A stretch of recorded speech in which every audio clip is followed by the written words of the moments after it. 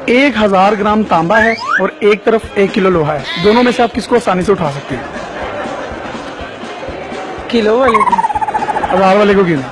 क्योंकि वो हैवी होगा। तो यानी कि आप 1000 ग्राम जो है तांबा उसको नहीं उठा सकती, 1 किलो लोहे को उठा सकती हैं।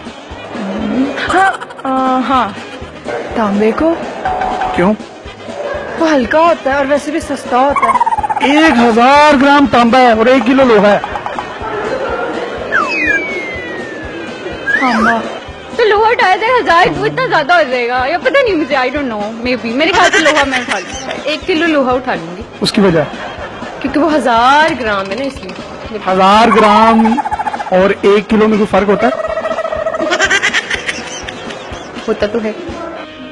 लोहे को क्यों? कम है ना। 1000 ग्राम तांबा नहीं उठा सकती आप? तो बराबर ही होगा। पहले क्या हुआ था? मैं पहले कंफ्यूज हो गई थी, समझ नहीं आया था। दोनों बराबर होते हैं, मतलब लोहा और तांबा अगर 1000 है तो वो 1 किलो के बराबर होता है ना। क्या 1000 मिलीग्राम और तो मेरी बात सुनना, तांबा जो है ना वो मतलब लाइट वेट होता है और लोहा जो है ना वो मतलब हैवी होता है। अगर 1 किलो है वो 1000 ग्राम है तो वो इक्वल हो जाएंगे दोनों। यानी कि आपके कहने का मतलब है 1000 मिलीग्राम और 1 किलो बराबर होता बराबर होता है। लोहा, है।